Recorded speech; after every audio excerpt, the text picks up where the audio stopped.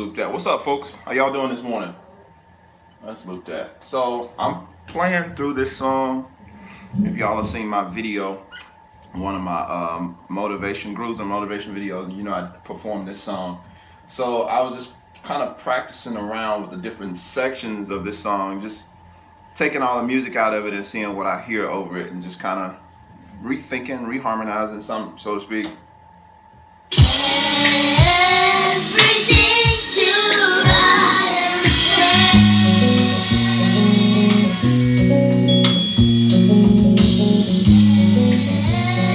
everything to God and everything to God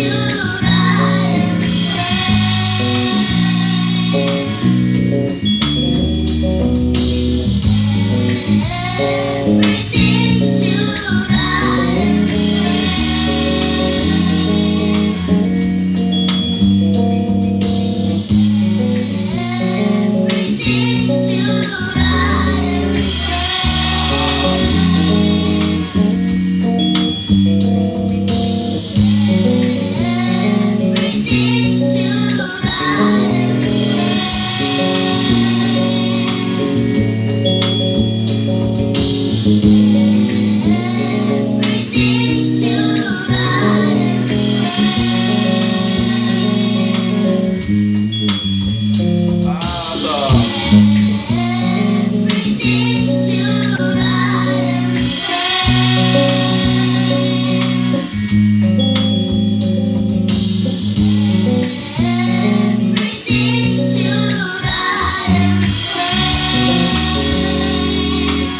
So I'm trying to think of different ways I can harmonize that.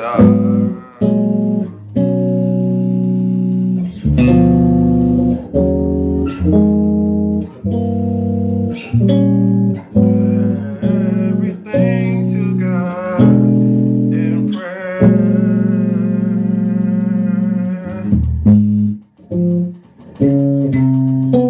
So I can play.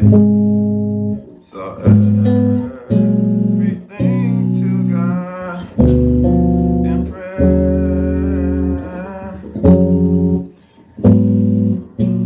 Everything to God in prayer.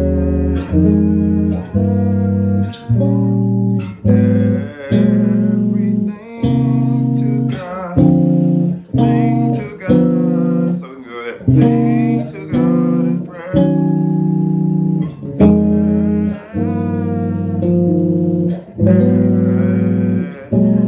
So yeah, that's another way we can do it. Hold on a minute. All right.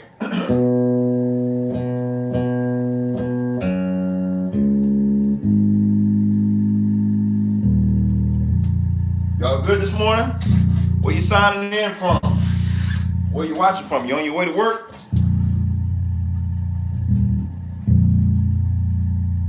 All right. So let's see.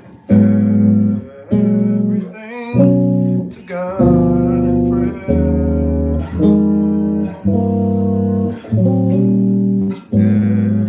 Everything to God. So diminish that. Everything to God in prayer.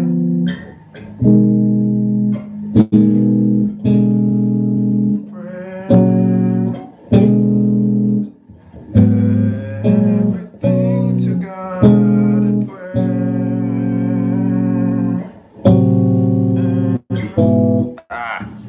Russell, it was my birthday recently. Got a new bass as a present. Yes, sir. Absolutely. Oh man, I'm missing comments.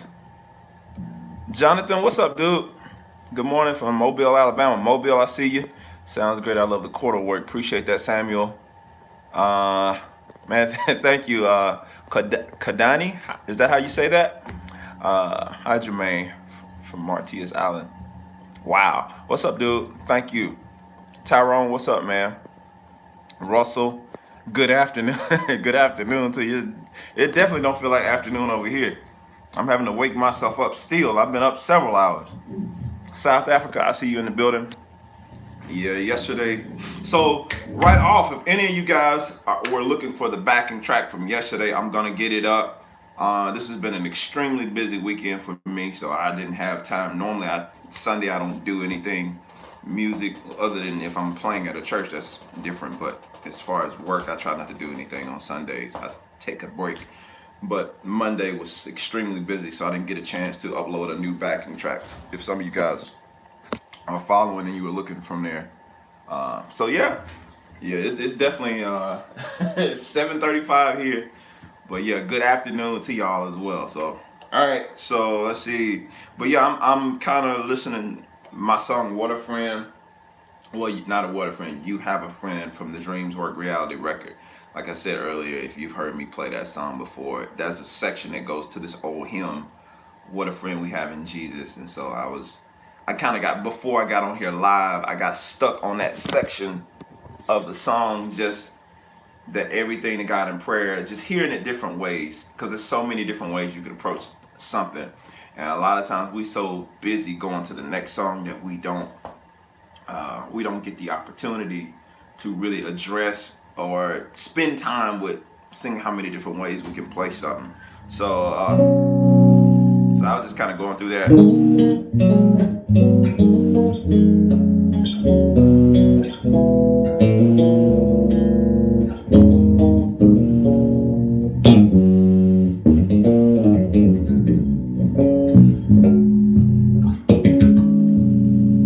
So I was just looping that section. So I was on the record, I played it. Everything to God in prayer. Going into that next section. So it was like 3, 6, 5. That was the particular arrangement I did for the whole section. It was like, what a friend we have in Jesus. All our sins and griefs to bear. What a privilege to carry. Then that diminished. Then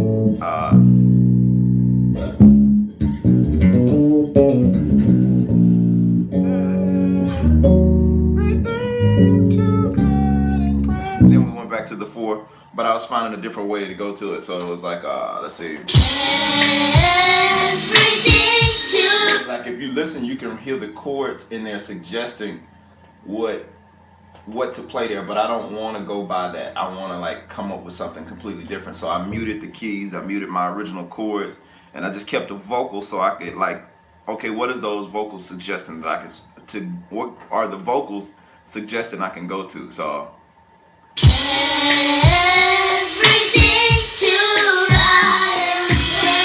oh yeah, and that's my daughter too singing that song, so that helps to hear somebody you want to hear sing. So I'm just kind of repeating that section over again and just kind of hearing it and seeing, okay, how many different places can I go with that? So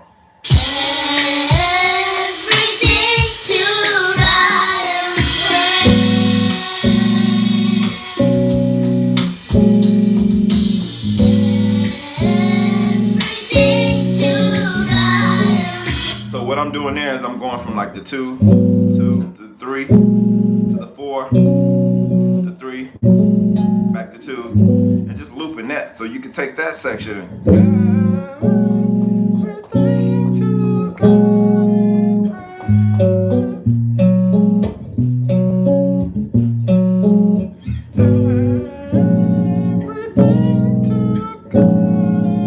Same thing, I'm just playing the chords different.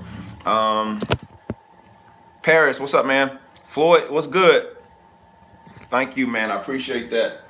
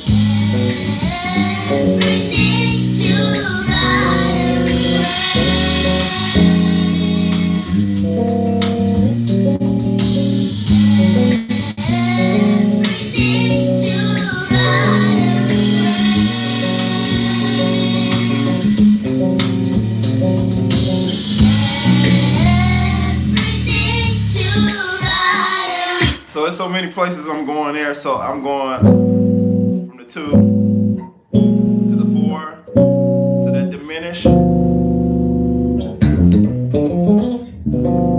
the 6. So it's like a flat 6 or to the 6, 7. Then I go, instead of going 1, I go half, like to that flat 2, like diminished.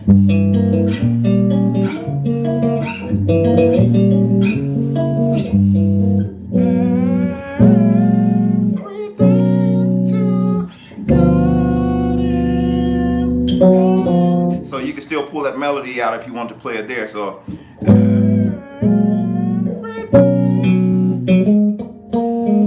I want to pull the melody out of that chord,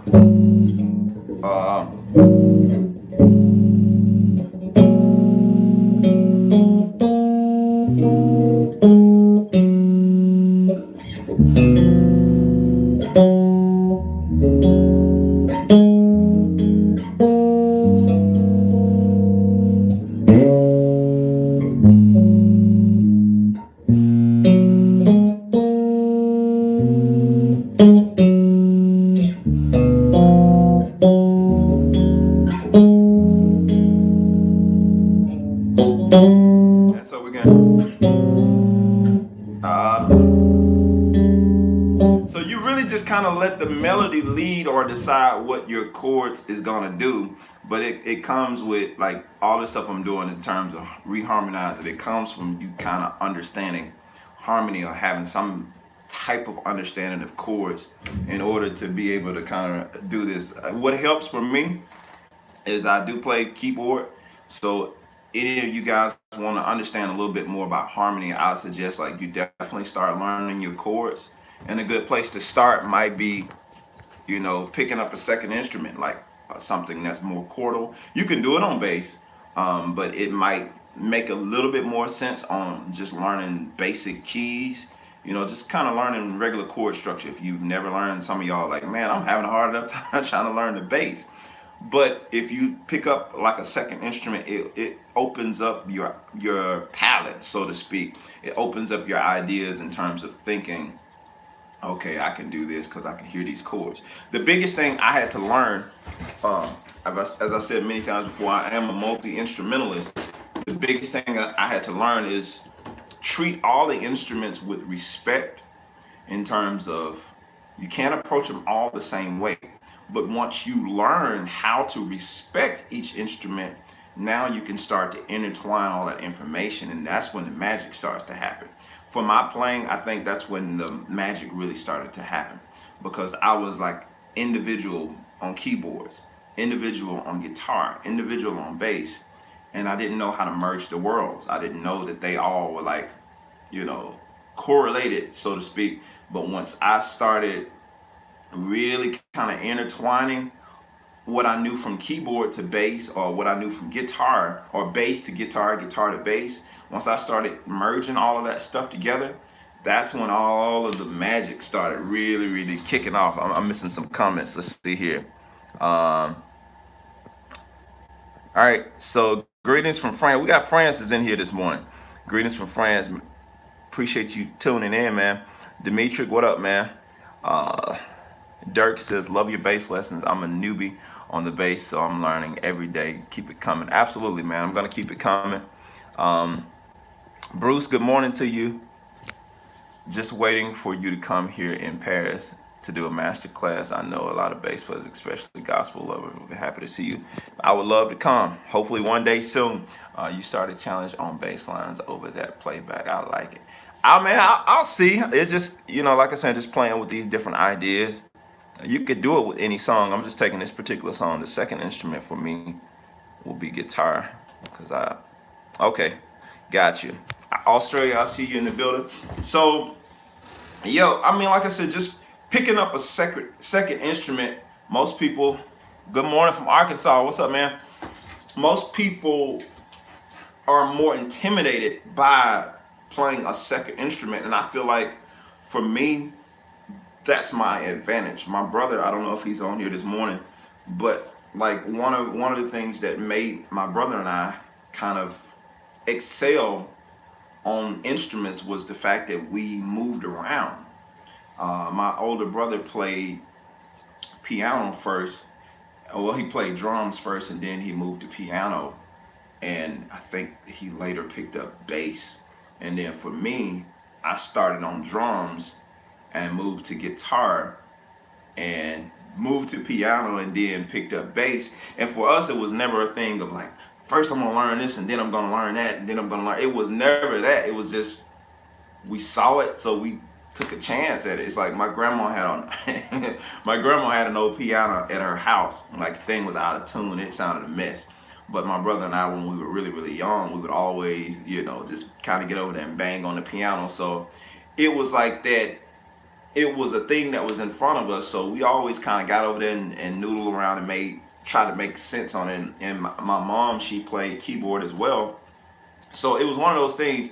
We saw it, so we tried it. It wasn't I got bass now, and now I'm gonna start working on, like I hear most people do nowadays. It's like, yeah, I've been learning the bass. Now I'm thinking about learning guitar. It wasn't even a thought. It was just, okay, it's bass. And my uncle played guitar. Oh man, I kind of like the guitar. I'm gonna start playing guitar. I'm gonna figure it out. It wasn't that much thought. And I think where most people, most musicians mess up at, and I'm not gonna say mess up, but what most musicians kind of stifle their own growth is they put too much thought into learning something instead of just doing it. And at the time my brother and I were learning how to play, it wasn't, we weren't trying to get a gig, nothing like that. We just wanted to play. And granted, we were like, I was like 12. My brother he was already playing earlier, but I mean, by the time he picked up bass, he was probably 13, 14, maybe 15. I can't remember for sure. Ken, if you're on here, you can say how old you were. But yeah, so I mean, it was one of those things. We just did it. So I'm saying all that to make a point. If you're going to learn a second instrument, don't think about it so much. Grab something and just start playing. Like that's literally how easy it is. It's not going to be super easy to learn it, but if you can get out of your mind the difficulty of, man, this is going to be so hard because this is already working. Working on this bass is already hard. We never really thought of playing the instruments as, man, this is so hard. It was just, now I gotta figure this out. Like the guitar, when I first started, I wasn't that great at it, but it's like it was one of those things, I gotta figure this out. As opposed to, man, I don't know about this and I don't know about that. It's like I jumped on drums, I figured it out. I jumped on bass, I figured it out. I jumped on keyboard, I figured it out. And for the songs that you couldn't play, you worked a little harder trying to figure those out. But again, it's that thing of, if you can take the mindset off of, I'm trying to learn it for this reason, and just focus on just learning an instrument because you want to play it. I just want to know how to play keyboard a little bit or whatever. Take the pressure off of learning it and just learn it for the sake of learning. We run into so many difficulties trying to overcomplicate things, and now we got to go and I have to learn all of my theory, and I have to learn all of this, and I have to learn all of that. I don't want to learn too many bad habits. Just learn to play the instrument. Just for me, that's my perspective. Just learn how to play the instrument. Worry about all that other stuff later. No, you don't want to develop. You don't want to start out with creating bad habits, but at the end of the day, just get on the bike. Get on the bike and ride. Because at some point, you'll take the training wheels off, but just get on the bike and ride. And the people that seem to be the best at it, my daughter, she got better at her bike the more I left her alone. The more I let her just kind of experiment and try stuff. Once she got over the initial fear of taking the training wheels off, because for a long time she had the training wheels like anybody that would be learning how to ride a bike. But the stuff that, like, she can do all kind of stuff on her bike now. But the stuff that she learned and she got the best at was when I left her alone and just let her win at it fearlessly. Or when I didn't stay out there, and your kids probably even do it. If you have kids, they'll try stuff on their own if you don't come out there and put the fear in them and tell them, you're going to fall, or you're going to scrape your knee, or you're going to do this, you're going to do that. Because guess what? At some point, they're going to do it anyway. They're going to scrape their knee. But if it's something that they really, really want to do, they're going to keep doing it. I don't care how much you say, stop, Stop running too fast before you fall, before you break your leg, before you scrape your arm, before you bust your head, before you knock your tooth out. All these things based on our fears, based on our past experiences, because your kids have no reference point for what you're talking about. So all they know is this thing looks like fun, and what would happen if I tried to do X, Y, Z? And so they just go for it. Some of them get hurt in the process. Some of them get hurt bad. But what's so funny to me is that it makes me think about, like, when you think about the old BMX, the like, it's not motocross. What's the bicycle? The stuff that they do, all the tricks and stuff on the bikes. One of the things I love about those competitions, those guys get out there and they like fall, and you're like, ah, man, I know that hurt. And dude, get back up on the bike and go do it again. And it's like that. They keep some form of that child mentality that keeps them hungry for the next competition. Like they don't quit. Like Tony Hawk, when he fell and did all this kind of stuff when he was skating, he don't quit and like, yo, I'm done with this. But when it comes to music, we take this approach. We play it too safe. I'm saying all that to make a point. When it comes to music, we play it so safe. I don't want to do this because I might mess up, or it might do this, might do that. But in every other area of life, people are taking risks. They're taking chances, just like your kids. You got to take that same thing when it comes to learning another instrument, learning your instrument. Stop putting all these rules on everything. Put it like you put basketball. When y'all got when your parents put a basketball goal up at your house, you didn't pull out no rule book and try to see how to play it. You didn't do that. Like, you got a basketball, you try to figure out how to dribble, you try to figure out your crossover. You didn't look for the rules. But we feel like when it comes to music, we have to know all the rules, and I have to do all of this. And like, even with me playing these chords, and I'm going to go back to it, but the stuff that I was playing earlier, I'm pretty sure somebody's going to ask me to analyze all of these chords that I'm doing. I'm not thinking about any of that. I'm just, okay, what sounds good? What can work over this melody that I'm hearing?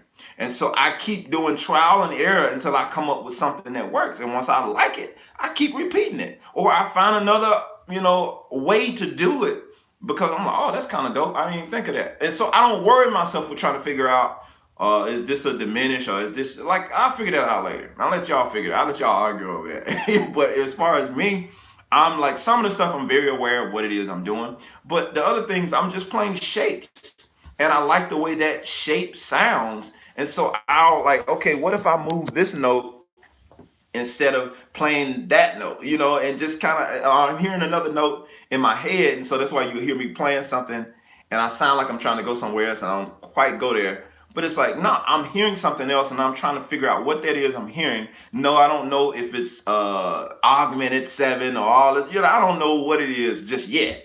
But I'm going to figure out what this chord is according to what I'm hearing, and I'm going to try to play what I'm hearing. So getting some type of understanding of harmony just by being in the conversation, just by, listening and applying what it is I know. The little bit I know, listening, adding a few more notes to it. No, I don't have to figure that out. So if you guys want to grow, just keep adding stuff, man.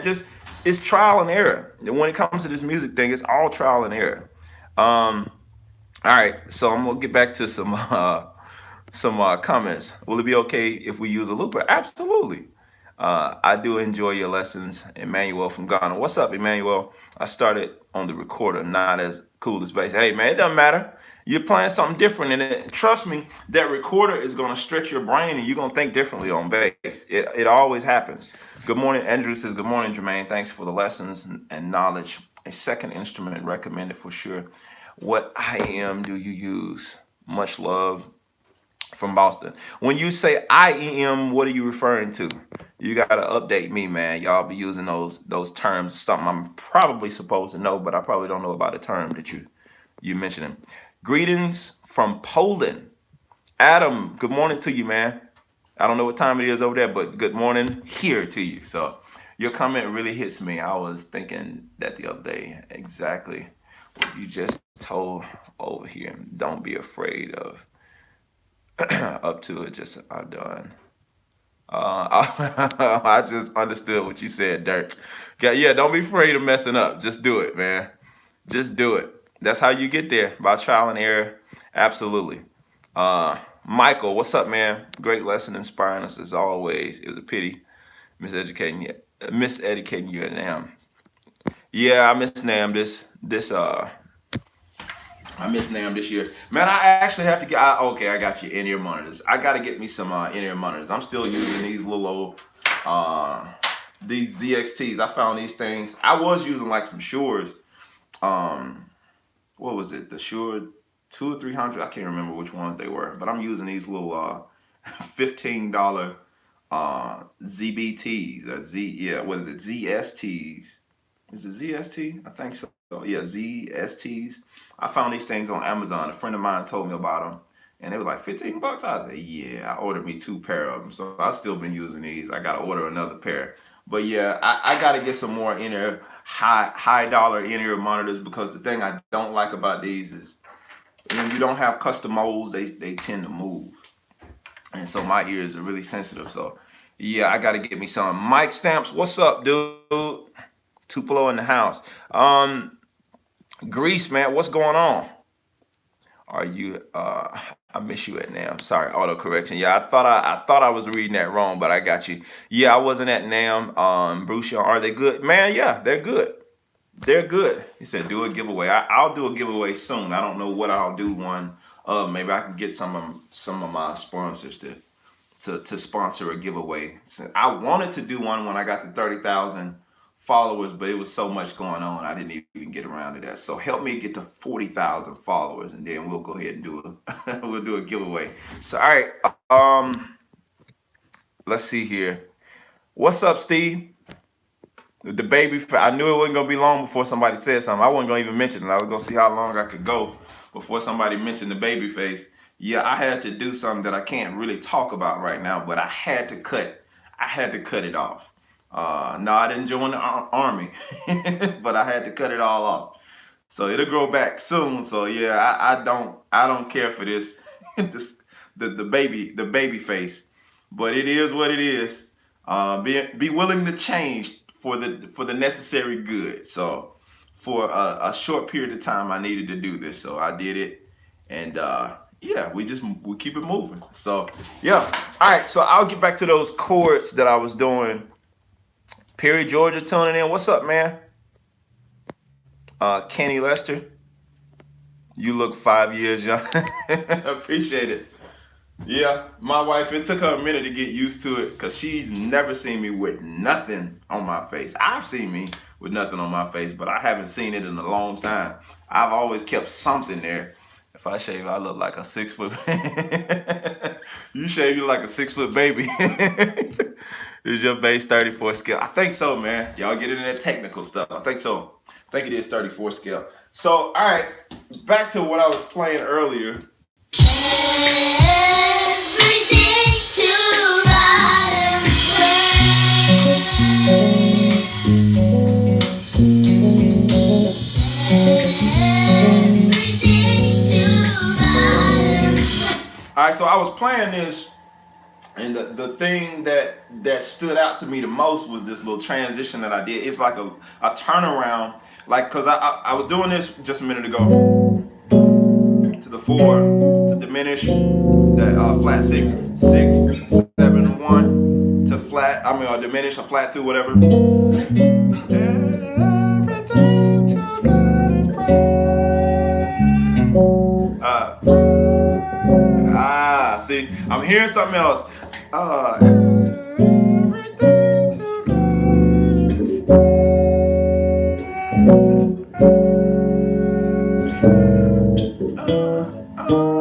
So I don't want to play that chord. All right, so.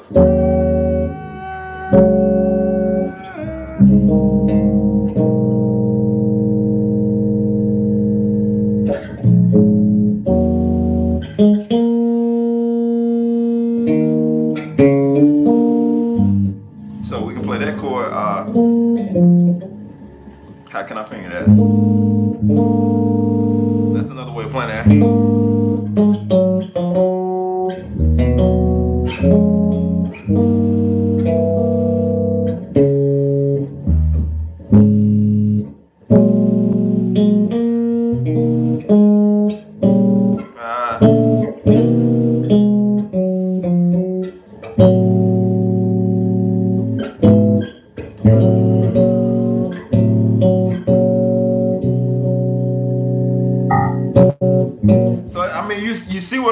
now, just kind of like just going through and seeing what I like, you know, just and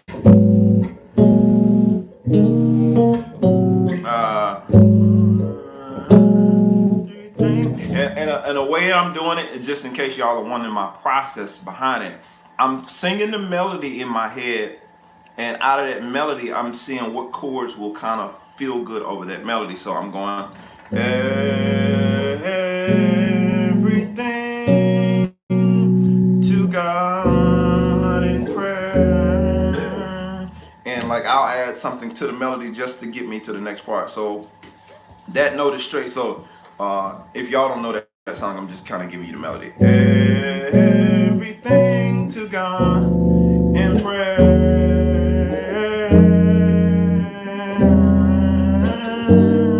So you can do that.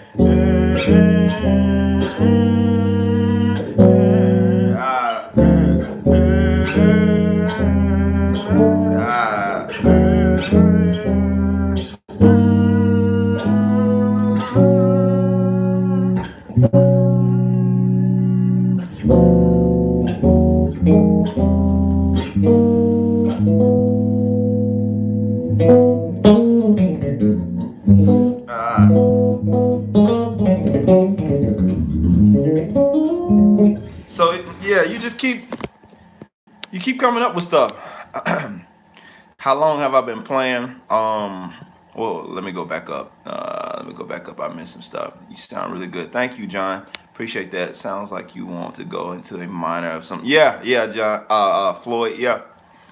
John, I've been playing bass off and on since the age of 15, but I consistently started playing bass probably around 24, 25, like consistently. Like I said earlier in my long speech about being a multi-instrumentalist, bass was never the main instrument, but I consistently like started putting a lot of time in on bass. Like when I was in college, but like as far as really digging in, because I only count like when I was really digging in.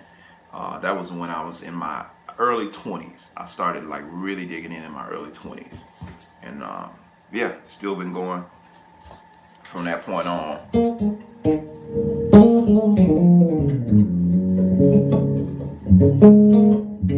And just in case my little baby face is throwing you off, I'm 37 now. So so yeah, I've been going at it for a minute.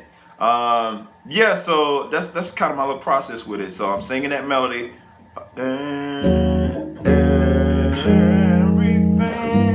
to God in prayer. So notice that time I started on the 6 instead of the 2. And you can do that with a melody. You can start wherever you want to start if it matches. Everything to God in prayer.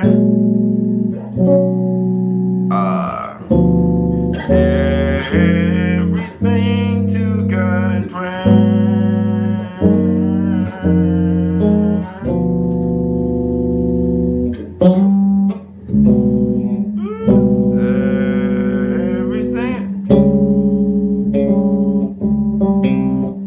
So that's a weird chord, but I kind of like it.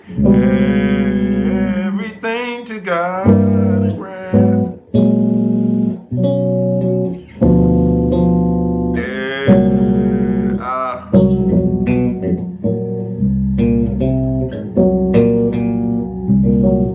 Okay, that chord works, but the voicing of it is weird.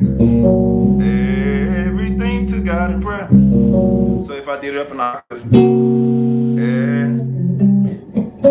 you would normally hear that chord like this. It's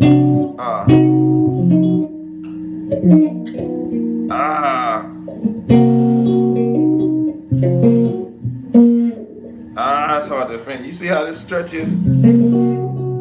Let's see here.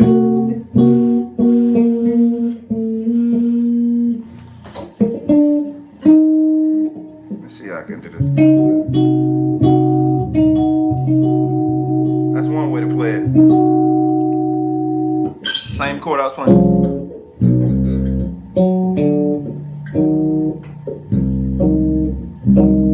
You see that stretch?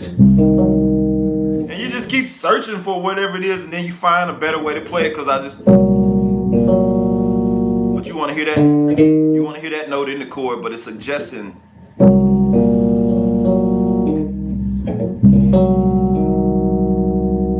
That's a way of playing it. But anyway, I got hung on this little thing I started doing here. I threw a little let's see, what was it?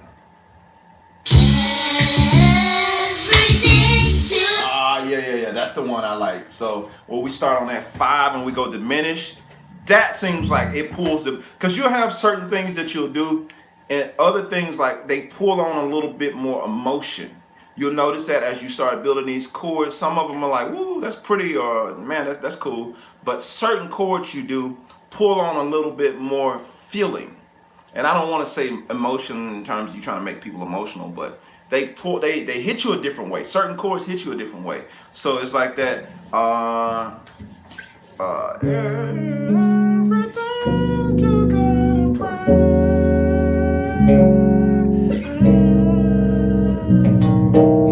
and all right, I'll play it. I'll play it in context. Everything to God and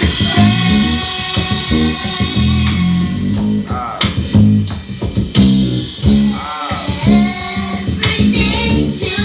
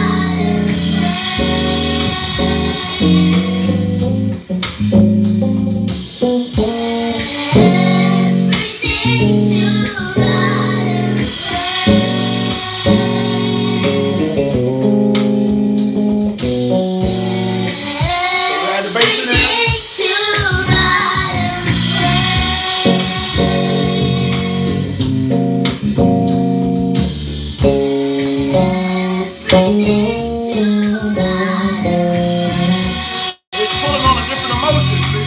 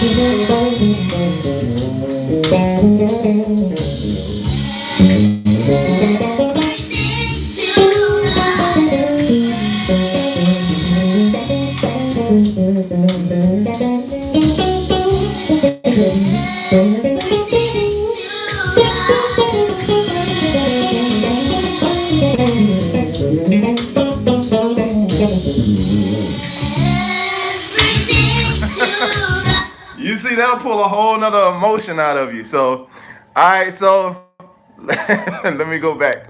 That thing's starting to it's starting to feel some kind of way. All right, let's see here.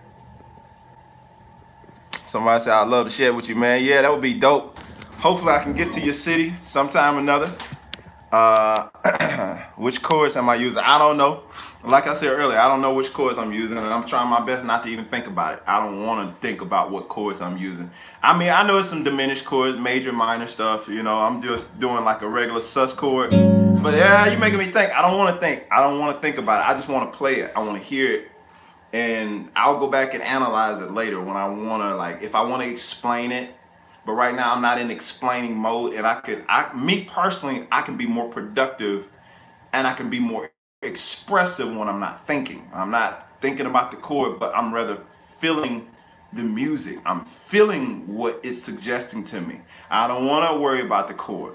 I don't want to think about. So for some people, now I'm not saying anything is wrong with that, but for me, I process different than other people. I don't think theory first when I play. I play and I play what I feel, and then if somebody wants to know, okay, I'll analyze it in the sense of going back. But I'm still in the mode of trying to just feel it and trying to, just let the music flow. And that's kind of what I'm trying to give you guys in this lesson. Don't overanalyze stuff. If that's the way you function, and some people I know that they are more, that's your style. That's the way you learn. You learn all this theory first, and then you can kind of process from there. But for me, that's not the way I work. So sorry for that long explanation of that. So let's see here. You're actually preaching to me this morning. I'm going through some tough things right now, and you're telling me to take it to our God in prayer. Wow. Absolutely, Steve. Absolutely. Absolutely. Um, Good morning, guys.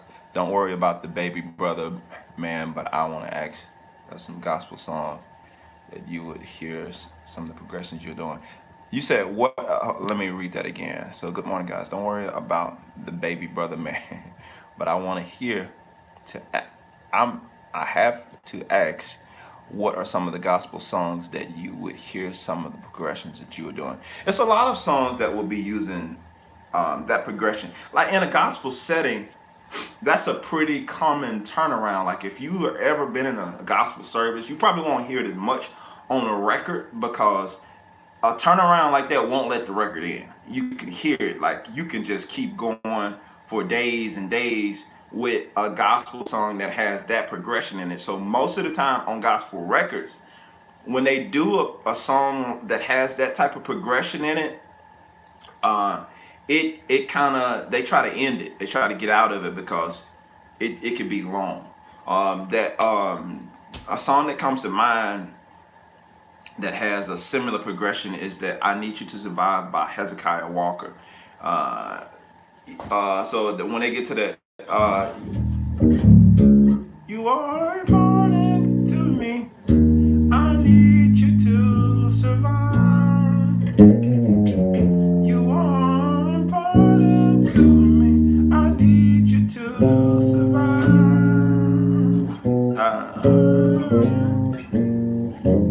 You are important to me. I need you to survive. You are important to me. I need you to survive. So it's kind of got that same thing where it keeps turning around and it has the diminished chord in there. So it's the same type of thing that's happening. I'm doing a completely different context, but it's the same idea where you have what we call the turnaround. And like I said, in a lot of gospel situations in gospel church, you get on something like that, and man, you're gonna be there for a minute because those, I don't know the technical musical term, but I'm gonna make up one. Chords like that and a section like that is very reflective. So in this type of music, when you play a section like that, it's very reflective, and you start remembering stuff. And if you can figure out, here's the key, y'all. Here's the key to really kind of get into another place in your playing. If you can open up and allow those emotions to come through, what you're hearing, what you're feeling, if you can allow it to come to your hands, to allow other people to feel what you're feeling, that's when you start connecting the dots. Now that's when you start really connecting the dots. If you can figure out how to, like, I ain't even talking about just solo, and I know I'm doing a whole bunch of bad grammar this morning, but it's all right, it's early. So it's when you can allow that stuff to come through, like just say if I was playing just the bass line and not solo, and I don't know what's going on with the connection this morning. everything to God. All right, so if I was just playing the bass line here, Everything to God and pray.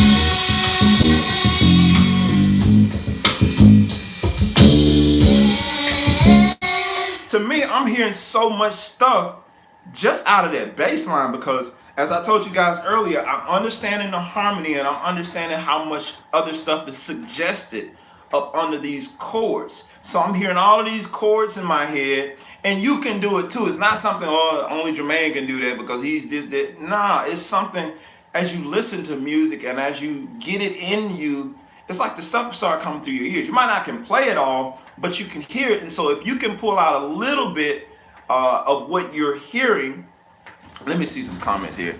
Beatrice, good morning to you. Let me go back. I don't want to see it. That's perfectly modulated in another key. Mike Stamp, yeah. I got you, Mike. Take the root away from the dominant 7 chord and you have a diminished triad. It blew my mind when I found that. Absolutely. All right, so that chord over the 5 sounds like a major 6. Y'all being real technical, but yeah, y'all are right. I'm in Jonesboro. Oh man, so I'm gonna probably be doing a clinic soon here in Georgia, man. So John, just stay on the lookout. So all right, thank you, sir, for allowing God to use you on social media platform. Your Walk with God show. Wow, thank you, Anthony, man. That means a lot, man. Thank you so much. Good morning, bro. Still getting it in. Absolutely, man. So, all right. So, if I was taking that, listen to how many things could come out of this just by playing the bass line. I ain't gonna even solo. Just playing the bass line.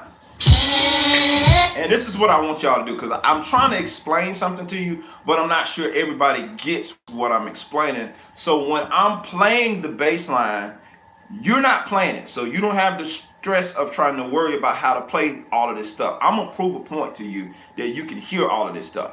You're gonna hear the chords when I'm playing the bass line. There's no chords here. All that's there is a vocal, a melody, vocal, and my bass line.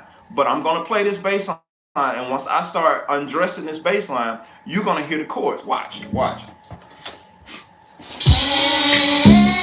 Everything to God and pray.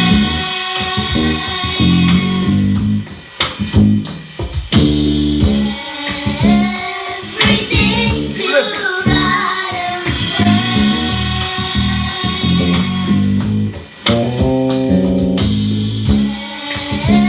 Everything to God and pray.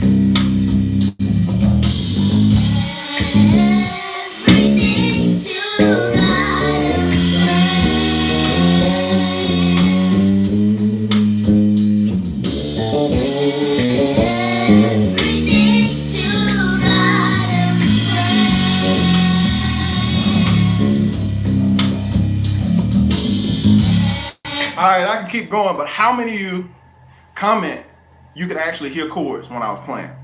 No chords were there, but how many of y'all could actually hear some type of chord over the progressions that I was playing? The more I kept playing these different substitutions, you could hear the chords, like that it was expanding and you could hear chords. Like you can just put your hand up in the comment section.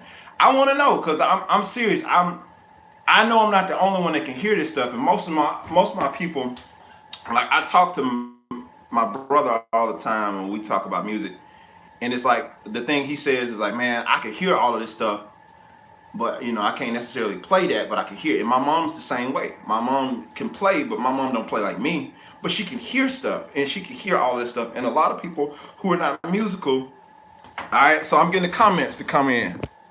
All right, somebody said, Floyd said I can hear a walking bass all over it. Okay, Steve Reddick's the awesomeness. Andre says I can hear what the keyboardist would be playing over this walking bass line. Maybe I can get some of that, but not just, you see what I'm saying? So you're hearing. All right, so Russell says I all the way from all the way from London, so I can hear the diminished stuff for sure. You see what I'm saying? So it doesn't matter where you're from. It doesn't matter if you don't, like, if you didn't grow up with this music, you can still hear it. You see what I'm saying? Y'all are proving my point. But then again, I did just hear the chords beforehand, but that's okay. You pull from that reference point, Andre. You pull from that reference point of, well, I have heard something like this before, or I did hear you play the chords early. That's totally cool. You can pull from that. But my point is, no chords were playing at the time, and you still could hear the chords. That's my point.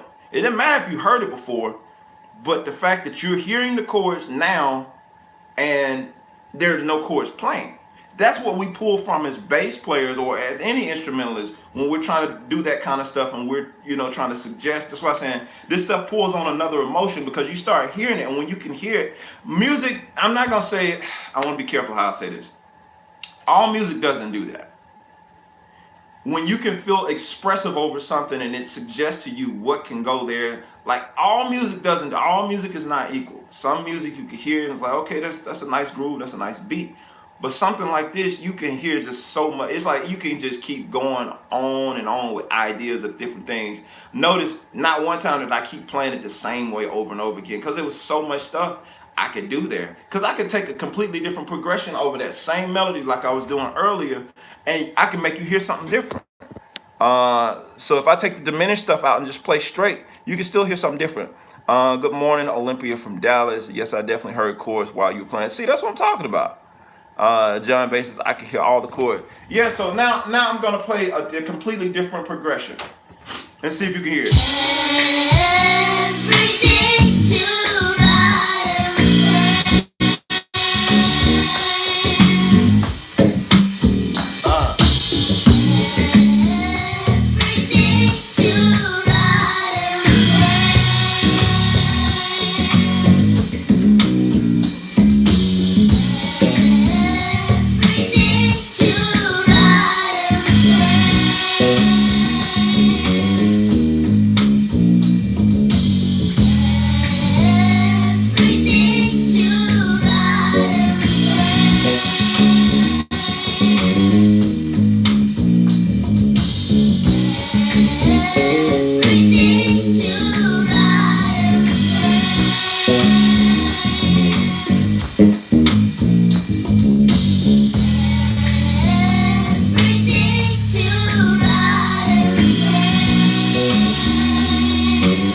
I'll do that one again.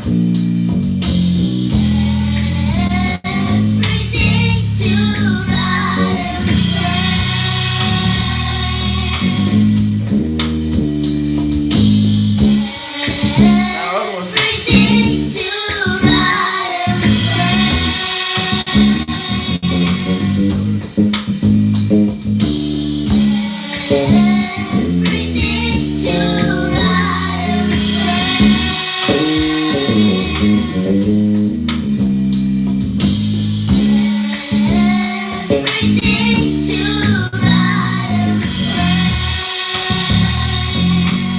Now I'm gonna switch it back in.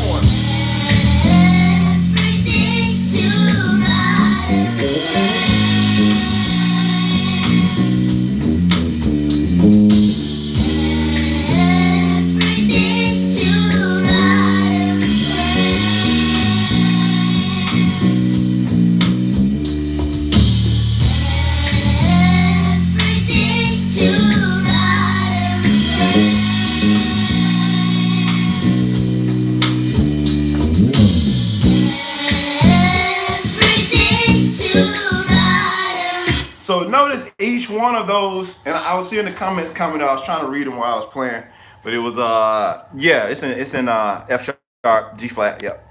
All right, so let me go back. I was trying to read the comments, but they was coming fast. Somebody was saying you're the one that makes me love the bass playing every time I see you. Man, thank you so much, dude. I'm humbled by that. Um, Mike, I know you here. Good afternoon, y'all, all the way from South Africa. CeeLo, what's up? So that reminds me of Sheree Reed, but I see what you're going for. So yeah, it's so many different things. It can like trigger the brain to think about. Good morning from Virginia. What's up? I'm born here. All right. Is it possible to translate this quartet like kind of playing to more international gospel, like your Hillsong, Bethel Planet Shakers? I see what you're saying, CeeLo. This is not what I'm playing is not necessarily quartet. It's just really soulful. Um, you can, but it has to be with the right group of people. I got to be careful how I say it, because if you're playing in a group where there's not that much movement, if the song is straight, like, in terms of they're playing straight chords and they're not doing that diminished stuff, they're not doing all these chords, you're going to be suggesting stuff that doesn't necessarily fit the culture of music. So one of the things I always talk about is respecting the culture of music that you're in. Now, there are environments that I would go into that I wouldn't play all of this stuff because it doesn't fit the culture of the music. I could get away with it as an individual, but if the whole band is not playing it that way, this stuff you're going to probably get more, is a bad way of saying it, but you're going to get more out of this in terms of a more of a gospel type environment, or even in like a R&B type environment. You'll hear stuff like the other chorus that was coming in my mind. I'm not encouraging, like, you play this in R&B. I'm saying there are songs that still have the same progression. You still feel some type of way. If you guys ever heard the song "Anniversary" by Tony Tone, that song is like it's the same. I don't know what key it's in.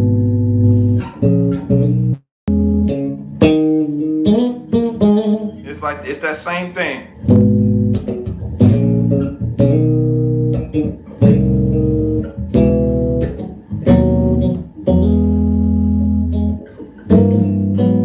So it's that same type of progression, but of course the content and all of that stuff matters.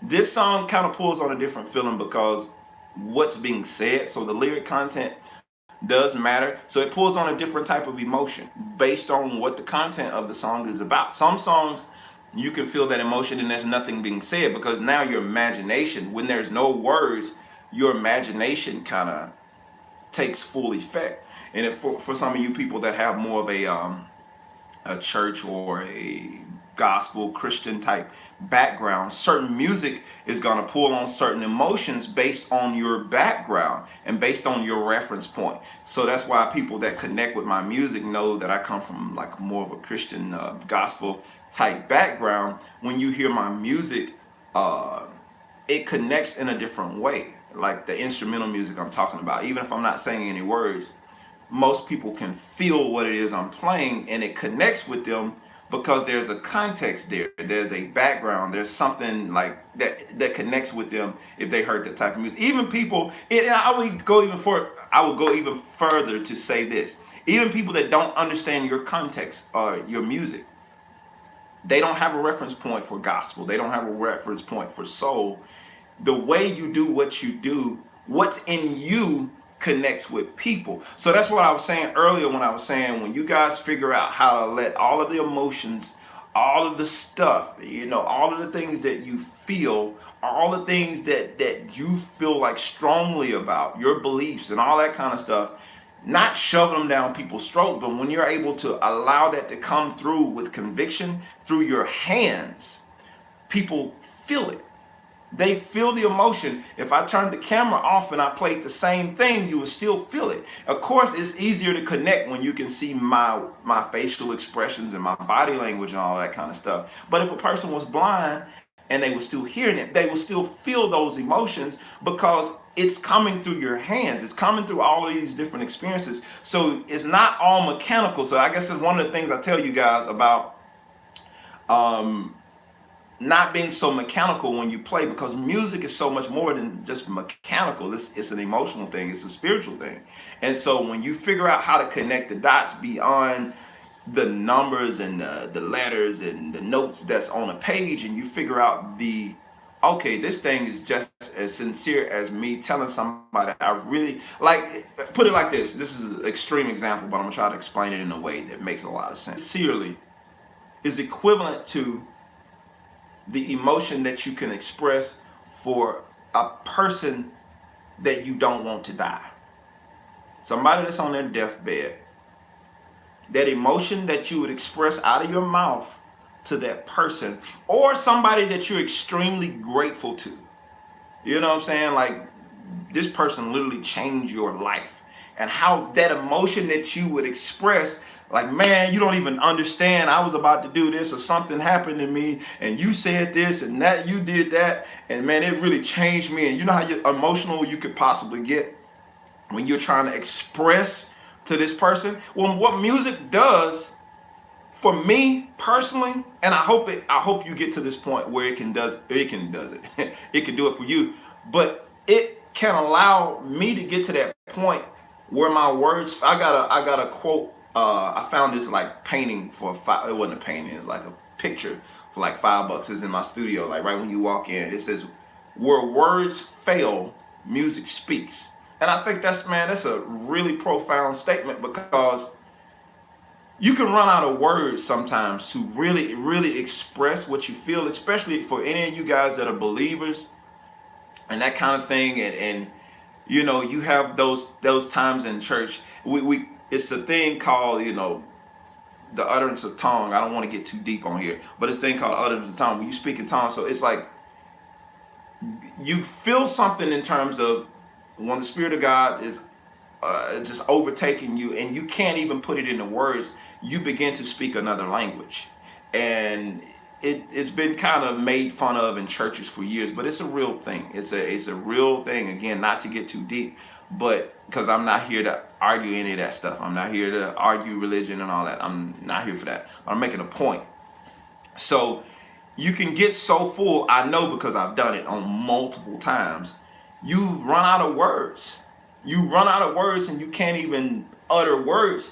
And for me, being able to do that same thing with my hands, there's certain things, if I could sing, this is what I would sing. And my instrument allows me to do that, because there's so much emotion, there's so much passion, there's so much, man, I can't even get it out. But this is what I'm feeling right here. And so I can play out kind of what I'm feeling. I can get closer here with my hands playing it out, rather than trying to say it with my mouth, and rather than really trying to express to you how deep this thing is, how much I feel what it is I'm trying to express to you. So I can get closer to it here with my hands. And certain music pulls that out.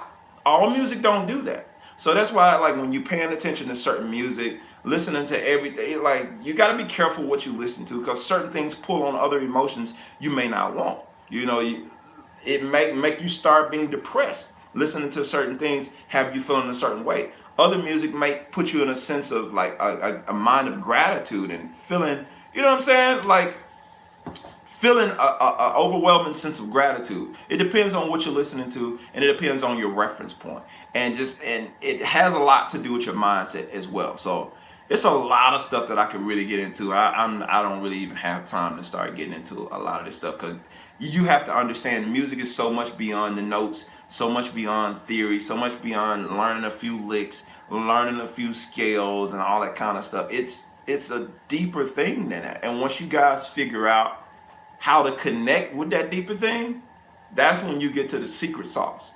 Like, you got your players that wow and amaze you, and it comes across a certain way. But I think, like, even Victor Wu, and I'll use Victor for, and Victor's not a really religious dude, but I'll use Victor for an example. As amazing as Victor is, when he played that Amazing Grace with harmonics, as simple as that was, it connected with people in a whole nother way. telling you, it was something else on that when he played it. At that point, nobody had done that before. And the way he played it, you felt the emotion. And it wasn't like all drawn out. It wasn't, a whole bunch of notes, a whole bunch of this, that. But in the little bit that he did, you could feel the emotion in what it is that he did. Like almost like a soulful singer, a good soul, like Aretha Franklin. She has that church background, so anytime she would sing something, you would really feel it. It's like even if she's singing soul music, all of that stuff that came from the church and that came from her background and all that pain. It's like certain singers, not just Aretha, just certain singers that you could hear. And when they sing, it's a certain thing that comes across in their voice and you can feel it. And you might have a singer over here that I call them a runner.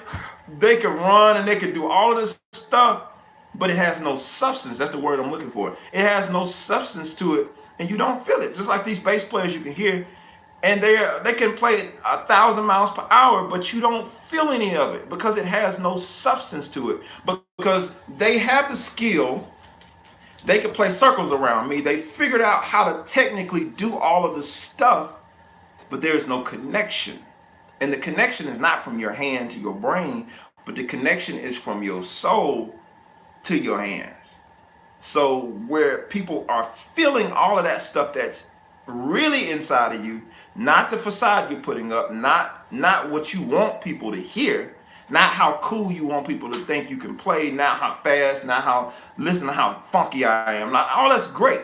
But when you figure out how to connect to that other thing, that's when you reach a whole and it's not for everybody. Everybody don't care to do that. And so I'm not trying to push something on you. If you're not looking to do that, you just, man, I just want to be funky. Cool. Everybody ain't in all that, deep stuff. And it's cool.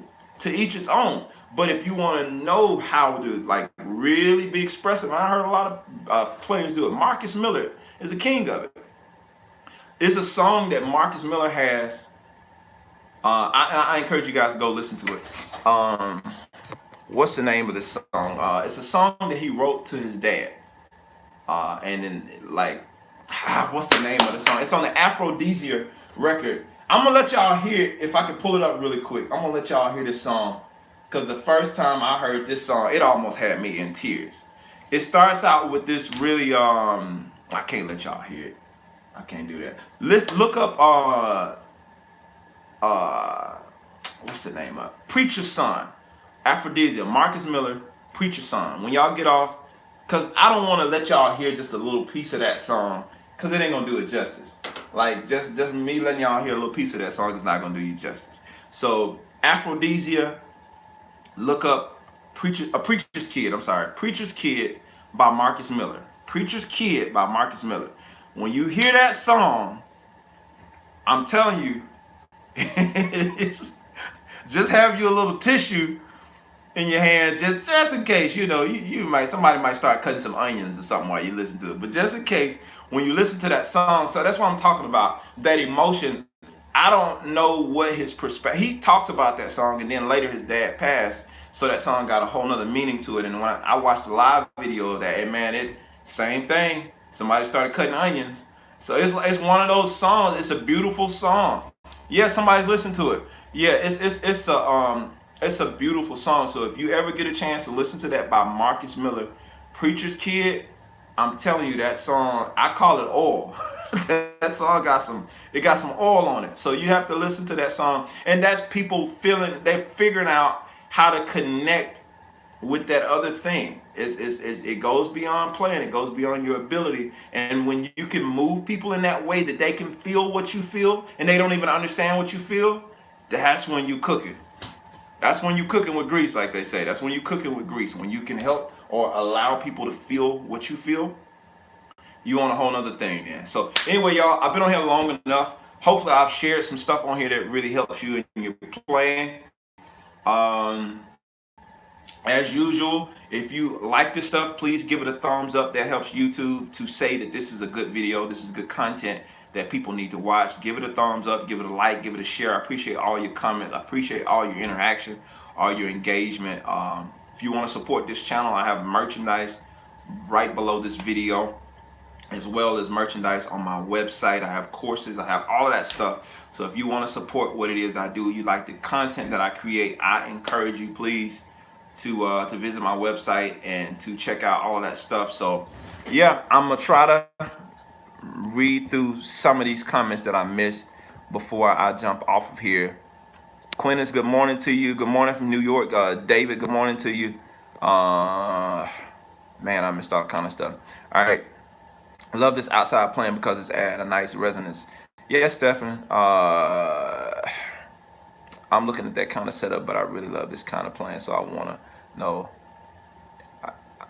Okay, I see what you're saying. I think I answered your question too, CeeLo. So you were playing chords and soloing at the same time. Let me grab my bass and yeah, man. Neo soul groove with gospel lyrics. Yep, that's basically neo soul. You got to think neo soul comes from a version of gospel. That's basically gospel quartet with something else added to it with different lyrics. That's all neo soul is gospel quartet with different lyrics. Just in case y'all didn't know, it got a different. The drum beat changed, and it's basically gospel quartet with different lyrics. That's all neo soul is. I'm not trying to dumb it down, but when you really get to the core, the thing that people like from D'Angelo that everybody kind of credits neo soul for, D'Angelo is just singing quartet music with a different backbeat.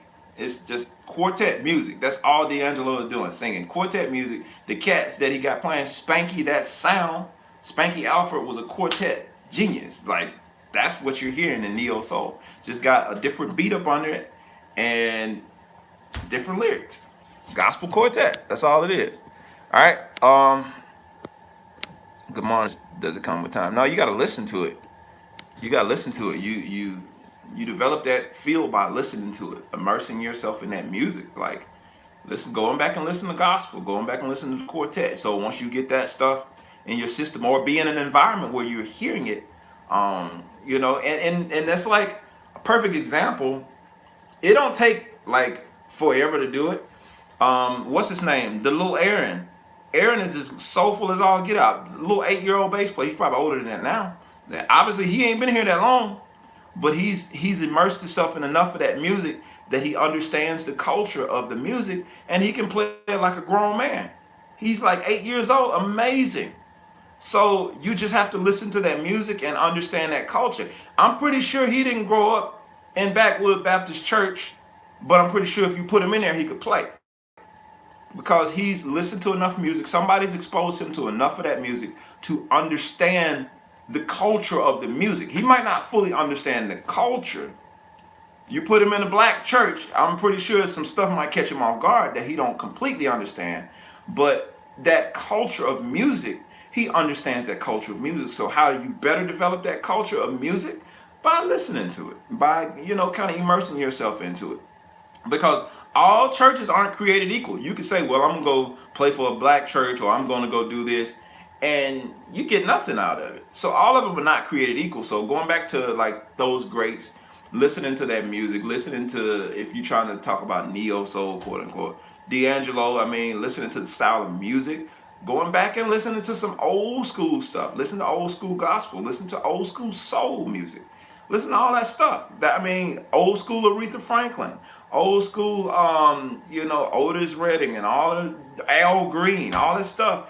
If you want to understand the context of the music to better have a grip on how people approach it, that's the way to do it. Go back and listen to the old stuff, and now you have an understanding. Because now with hearing the old stuff, you get the context of why people do what they do in the new stuff. So that's why I recommend go back and listen to the old Al Green records, all that stuff, what a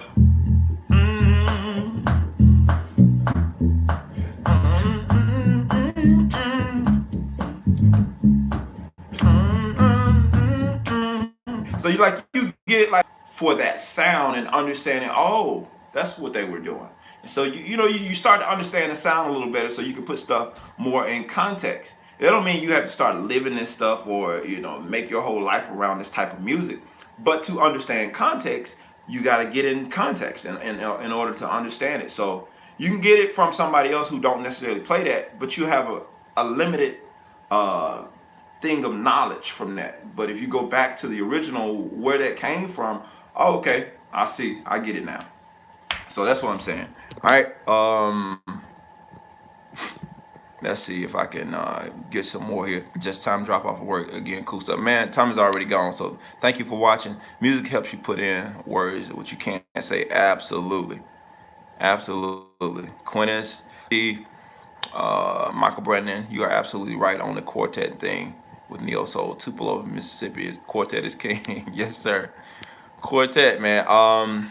You got some examples of gospel quartet. Love the gospel and love the neo soul. Sounds like a perfect mix to me. Go back and listen to, man, there's tons of gospel quartet cats you can listen to. I'll name some, and if some of you guys that are free to type in the comments, and you can even after this video go back and type in the comments so somebody can go back and look them up. But like you can go back to gospel quartet. You can go back the Pilgrim Jubilees. Look them up, like any of their stuff. You can go back and listen to the Canton Spirituals, Slim and the Supreme Angels, the Gospel Keynotes. I mean, the list goes on and on of cats that, but those are just a few that you can go listen to and just kind of get some ideas from listening to those. I've already mentioned some soul people like James Brown. Go back and listen to James Brown as far as funky soul. If you want to get like the whole chicken grease kind of idea from D'Angelo, go back and listen to James Brown soul, like talking loud, saying nothing. All that kind of stuff. It's the same stuff. They just had a different spin that they added on. Of course, music evolves. More experiences create a different perspective on the music. And so at the end of the day, that's basically all it was. D'Angelo is like a modern day laid back James Brown. You know, that basically what his music was. He was just a little bit more, he was a mixture of like a James Brown, a Marvin Gaye, a lot of that stuff. Like all of the old heads, like the Otis Reddings, the Al Greens, the cats that was using the falsettos, the Isley Brothers. D'Angelo was like is like a culmination of all of these cats and all of the church cats just in a big old melting pot, and you stir it up and that's what you get. D'Angelo. You know what I'm saying? So like all this old school gospel quartet stuff, even listening to the harmonies of how people sing that stuff. Lee Williams and the Spiritual QCs. Y'all help me out with some more. It's like it's so many people that you can go listen to. George Dean and the Gospel Four. Even more modern quartet groups that they're a little bit more on. I call them quartet fusion. The Williams singers, the Williams brothers. You know, any of that stuff. Like these cats, they added so much to Jackson Southern Airs, Paul Porter and the Christian Airs. Go back and listen to that stuff and you'll see like it's so much stuff that just was added to gospel music just by all of these cats. And I know but there you go, Willie Banks and the Messengers. I forgot. God is still in charge of my life. Yes, sir. So all of that stuff, you go back and listen to that song, Willie Banks, God is still in charge. God is still in charge. That's one of the most soulful gospel quartet songs. Like just listen to the guitar thing. So it's like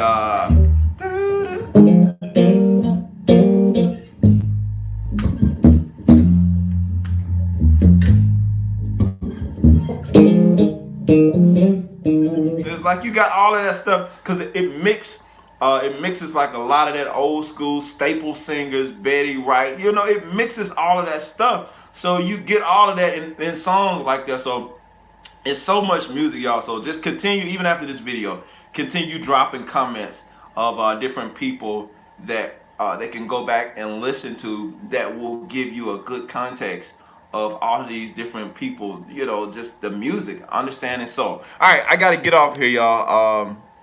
But yeah, Jerry Johnson said, you used to travel with Willie Banks. Yes, sir, man. When is the live video coming up?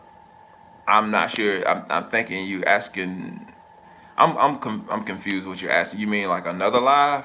If that's what you're asking, I do it every week. I go live every single week. Tuesdays, 7:30 EST. I'm here Tuesday morning. Unless something happens, unless there's a conflict in my schedule, most of the times I'm here every Tuesday morning. So anyway, I'll see you guys. I gotta jump off of here. Mississippi Mass, absolutely, all that stuff. Just keep dropping them in the comments after I, jump off this video. Y'all can come back and comment on this video. But yeah, y'all can go back and listen to all this. And that's what we do, y'all. We share information. All of us get better. I have the reference and the standpoint from the soulful, the gospel background, and that's where I come from. So any of these other, genres of music that you want to help other people learn, because us gospel cats, we want to know about, some of this jazz stuff that maybe some of us haven't been introduced. We didn't study. We didn't know about these cats, just like some of y'all don't know. That's how we get better. We collectively share information and we all grow. That's the point. All right. So I will see you guys, and thank you for watching. Thank you for tuning in. And it's been my pleasure to share. But y'all take care. I'm going to get my little baby face off of here. We'll see y'all. Take care. Have a blessed day. Peace.